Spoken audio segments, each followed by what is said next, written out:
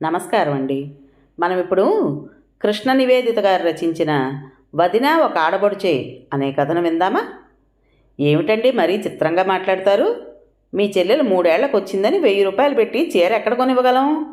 మనకున్న దాంట్లోనే ఒక చీర రవిక తెచ్చి పెడదాం అన్న భార్య మాటలకు, అది కాదు వసంత, రాధిక ఏమైనా ప్రతి పండక్కు వస్తుందా ఏమిటి? వచ్చి కూడా 2 ఏళ్లు దాటింది. మనకా డబ్బు సర్దుబాటు కాని ఇబ్బందులేం లేవు. 1000 రూపాయలు ఇస్తే ఏం పోయింది? పైగా తానే పిల్లలిద్దరికీ ఏదో గిఫ్ట్ల కింద తెచ్చిందాయే అన్నాడు రాజారాం. రాజారాం అరగంట నుంచి భార్యతో పోరుతున్నాడు. 6 రోజుల క్రితం ఆఖరి చెల్లెలు మద్రాసు నుంచి వచ్చింది. ఆమె 2 రోజుల్లో వెళ్ళిపోతానని చెప్పింది. పండుగకొచ్చిన చెల్లెలకి 1000 రూపాయలతో చీర కొనివ్వాలని, అసలు అతనికి చెల్లెలకి బావగారికి బట్టలు కొనివ్వాలని ఉంది. చెల్లెలు రాధిక ఎప్పుడో కానీ రాదు. ఏ పండక్కి రావడం లేదని రాజారాం నిష్ఠూరంగా ఉత్తరం రాసేసరికి రాధికను పంపాడు ఆమె భర్త. ఎప్పుడో కానీ రాని చెల్లెల్ని అపురూపంగా చూసి బట్టలు పెట్టి పంపాలనుకుంటుంటే భార్య దాన్ని పడనిచ్చేటట్టు లేదు. ఆ ఏం తెచ్చిందిలేండి, పాతికో పరకో పెట్టి ఫుట్పాత్ మీద కొన్న పర్సు నాకు, బాబిగాడికేమో జర్కిను. అదైనా ఎంత గీచి గీచి బేరమాడుంటుందో నాకు తెలీదా? మీకేమీ తేనే లేదాయే. అయ్యో, 3 ఏళ్ళయింది అన్నగారింటికి వెళ్ళి ఇంత విలువలేని వస్తువులు ఎలా పట్టుకెళ్ళను అనైనా అనుకోలేదు కాబోలు సాగదీసింది వసంత. దాని ఇబ్బందులు దానివి. అత్తమామలతో ఆడబిడ్డలతో దాని సంసారం ఎంత పెద్దదో మనకు తెలియదా వసంత? ఇద్దరూ ఉద్యోగాలు చేస్తున్నారన్న మాటే గాని ఆ మద్రాసు పట్టణంలో అవి ఏ మూలకి? అయినా సరే మన కోసం అది ఆ మాత్రం డబ్బు వెచ్చించి తేవడమే గొప్ప. ఈ ప్రయాణం పేరుతో దానికి 700-800 అయి ఉంటాయి కదా? నచ్చజెప్పడానికి ప్రయత్నించాడు రాజారాం. అయ్యుంటే ఖర్చు చేసిందంతా ఇస్తారా ఏమిటి? ఇంకా 1 తారీఖు రావడానికి వారం రోజులు గడవాలి. పిల్లల జీతాలు, ఇంటద్దె, పాలు, కిరాణా, మన ఖర్చులకు మాత్రం జీతం సరిపోతుందా? మనకిక్కడేం ధనరాశులు మొలగడం లేదు. అయినా పెట్టద్దనడం లేదుగా. మనకు కలిగిన దాంట్లో పెడదాం అంటున్నాను.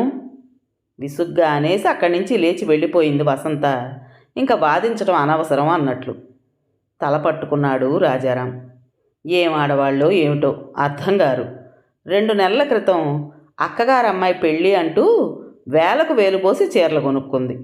వారం రోజుల క్రితం ఆ వధూవరులనిద్దరినీ తీసుకొచ్చి 1000.5 పెట్టి బట్టలు పెట్టింది. పెళ్ళికి వదిలించింది. ఇప్పుడు ఆడబడు చూస్తే ఖర్చులు కలిగుండడాలు గురించి మాట్లాడుతుంది. ఏం తెచ్చిందిలే మహా అంటుంది. వారం రోజుల క్రితం లేని పిల్లల ఫీజులు, ఇంటద్దె ఇప్పుడెలా వచ్చాయో మరి అర్థం కాలేదు రాజారాంకి. 3వ నాడు రాధిక ప్రయాణమవుతుంటే కాళ్లకు పసుపు రాసి బొట్టు పెట్టి చీర రవిక ఆడబడుచు చేతికిచ్చి, ఈ మధ్యకాలంలో నువ్వు రానే లేదని 800 పెట్టి చీర పెట్టాలని మీ అన్నయ్య చాలా అనుకున్నారు. సమయానికి డబ్బు చేతికి అందలేదు. అందులోనూ ఈ నెలలో ఖర్చులు ఒకటి అధికంగా ఉన్నాయి. పేరుకు 10,000 జీతమే కానీ చేతికొచ్చేది ఎంత? అదైనా ఈ రోజుల్లో ఏ మూలకని? మరోసారి పెడదాంలేండి, మీరు బాధపడకండి అన్నాక మీ అన్నయ్య కుదుట పడ్డారు అంటూ సన్నాయి నొక్కులు నొక్కింది. భార్య సన్నాయి నొక్కుల్ని చూస్తూ మౌనం వహించాడు రాజారాం. వదినగారిచ్చిన చీర రవిక అభిమానంగా అందుకుంటూ, అయినా ఇప్పుడెందుకు వదినా చీరలవిను, చూసి చాలా రోజులైందని వచ్చాను కానీ మీ అందరి మధ్య ఈ 4 రోజులు గడపడమే చాలు నాకు అని వంగి వదినగారి కాళ్లకు నమస్కరించింది రాధిక. చెల్లెలి చేతిలో చీర చూడగానే రాజారాం మనసు చివుక్కుమంది. మహా అయితే 300 రూపాయలు ఉంటుందా చీర. దాన్నే ఆనందంగా తీసుకుని అపురూపంగా కట్టుకొచ్చిన చెల్లెల్ని చూస్తే జాలి వేసింది అతనికి. చీర కట్టుకొచ్చి అన్నకాళ్లకు నమస్కరించింది రాధిక. అత్తా, ఆటో వచ్చింది అంటూ వచ్చాడు Bobby. Radhika suit case, bag ఆటోలో పెట్టారు పాప బాబీను. వదినతో పిల్లలతో చెప్పి ఆటో ఎక్కింది రాధిక. ట్రైన్ ఎక్కించొస్తానని భార్యతో చెప్పి చెల్లెలతో ఆటో ఎక్కాడు రాజారాం. స్టేషన్కి వెళ్లే దారిలో ఆటో ఆపించి స్వీట్లు, పళ్ళు, పూలు కొన్నాడు రాజారాం చెల్లెల కోసం. ట్రైన్ కరెక్ట్ టైంకే వచ్చింది. రాధిక సీటు చూసుకుని కూర్చున్నాక, బావగారు కూడా వస్తే బాగుండేదమ్మా అంటూ పర్సులో నుండి 2,000 రూపాయలు తీసి రాధికకి ఇస్తూ, బావగారిని బట్టలు కొనుక్కోమను, రాధిక అలాగే నువ్వు కూడా పుట్టినరోజుకు ఒక చీర తీసుకో అన్నాడు రాజారాం. ఎందుకు అన్నయ్య, నాకు చీర పెట్టావు బాగుంది, ఆయనకెందుకు మళ్ళీ, పైగా నాకు ఇంకో చీర, ఇదే ఎక్కువ వారిస్తూ అంది రాధిక. అదేమిటి రాధిక, బావగారు వస్తే బట్టలు పెట్టమా ఏమిటి, రాకపోతే మాత్రం పెళ్ళయ్యాక మీరు వచ్చిందే తక్కువ అంటూ బలవంతాన చెల్లెలి చేతిలో పెట్టాడు సొమ్ముని రాజారాం. రాధిక ఇక కాదనలేకపోయింది. ట్రైన్ కదిలే వరకు ఉండి బయటకొచ్చాడు రాజారాం. చెల్లెలకి తాను అనుకున్నట్లుగా బట్టలకు డబ్బు ఇవ్వగలిగానన్న సంతృప్తి మిగిలింది అతనికి. చెల్లెలకి డబ్బు ఇచ్చినట్టుగా భార్యకు తెలియనివ్వకూడదన్న నిర్ణయమూ మిగిలింది. ఈ చీర ఎప్పుడు కొనుక్కున్నా వదినా, బాగుంది. చాకలి తెచ్చిన చీరల్ని బీరువాలో సర్దుకుంటున్న వదినతో పయ్యర్లో ఉన్న కొత్త చీరను చూపిస్తూ అడిగింది వసంత. గొర్రెతోక బెత్తడన్నట్లు కొనుక్కోవడం కూడానా మీ అన్న సంపాదనతో? ఆ మధ్య మా అక్కయ్య వాళ్ళ ఇంటికి వెళితే 400 ఇచ్చింది, దాంట్లో మరో 200 వేసుకొన్నాను. ఆ 200 కూడా పక్కింటి ఆవిడ దగ్గర అప్పే అంది వసంత వదిన సరళ సాగదీసి తాను చీర కొన్న వైనం చెబుతూ. వసంతకి ఒంటికి కారం రాసుకున్నట్లయింది. అన్న సంపాదన తాను ఎరుగనిదేం కాదు. వకీలుగా 2 చేతులా ఆర్జిస్తున్నాడు. పైగా ఏడాదికి 40-50 కాటాల ధాన్యం చేతికొస్తుంది. పెసలు మినుములు పంట సరే సరి. ఎంత లేదన్నా ప్రతి శ్రావణ శుక్రవారానికి 2 కాసుల బంగారం కొంటాడు అన్నయ్య. 2 నెలలకు ఒకసారి వెంకటగిరి నుండి చీరలు తెచ్చే వ్యాపారి దగ్గర కనీసం 2 చీరలన్నా కొంటుందని తల్లి నిన్న మాటల సందర్భంలో చెప్పనే చెప్పింది.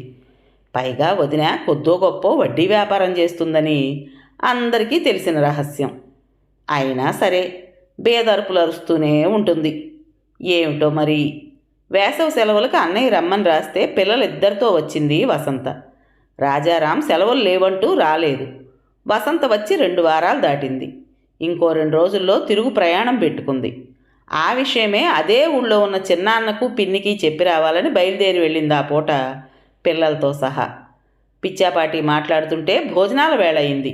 అప్పటికే పిన్ని అన్నయ్య ఇంటికి కబురు చేసింది వసంత అక్కడే భోజనం చేస్తుందని. అక్కడే భోజనం కానిచ్చి కాసేపు అక్కడే నిద్రపోయి సాయంత్రం వేళకి ఇల్లు చేరిన వసంతకి అనుకోకుండా సరళ పక్కింటి పిన్నిగారి దగ్గర తన బాధనంతా వెళ్ళబోసుకోవడం వినిపించింది. మా ఆడబడుచుంది పిన్ని, వచ్చి 2 వారాలు అయింది కదా, సోమవారం వెళ్తానంటుంది. మా అత్తగారు కూతురు వచ్చిందని ఏదో ఒక పిండి వంట చేయమంటారు. ఎలా కుదురుతుంది చెప్పండి? ధరలు అసలే మండిపోతున్నాయాయే. అయినా ఏదో ఒకటి చేస్తూనే ఉన్నాను. నా ఒక్క చేతి మీద ఈ పనంతా జరగాలి. మీ అబ్బాయికి ఇవేవీ పట్టవు. టైం అంటూ ఒకటే ఉరుకులు పరుగులును. అక్కడ ఎలాగూ నువ్వే చేసుకుంటావుగా అని మా అత్తగారు మా ఆడపడుచును ఇటు పుల్ల తీసి అటు వేయనివ్వరు. అలాగైతే కష్టమే, సానుభూతిగా అంది పిన్ని. ఇంకా వినండి మరి, అత్తగారు పిల్లలకి ఆవిడికి 2000 ఇవ్వాలంటారు ఇప్పుడు బట్టలకి. ఎలా కుదురుతుంది చెప్పండి? మీరు చూస్తూనే ఉన్నారుగా మా ఖర్చులు.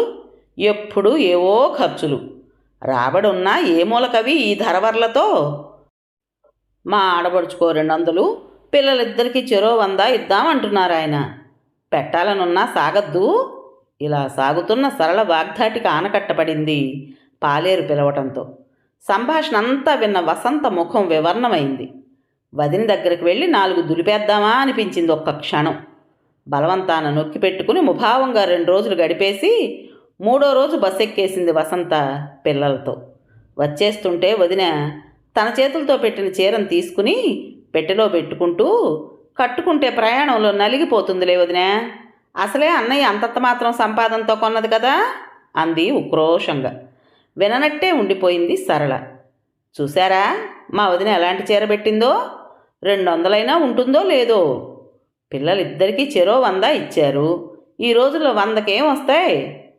వాళ్ళకి ఎలా ఇచ్చినా నాకన్నా మంచి చీర పెట్టచ్చు కదా. 4-5 చీరలు మంచి ఖరీదువే కొత్తవి ఉన్నాయి.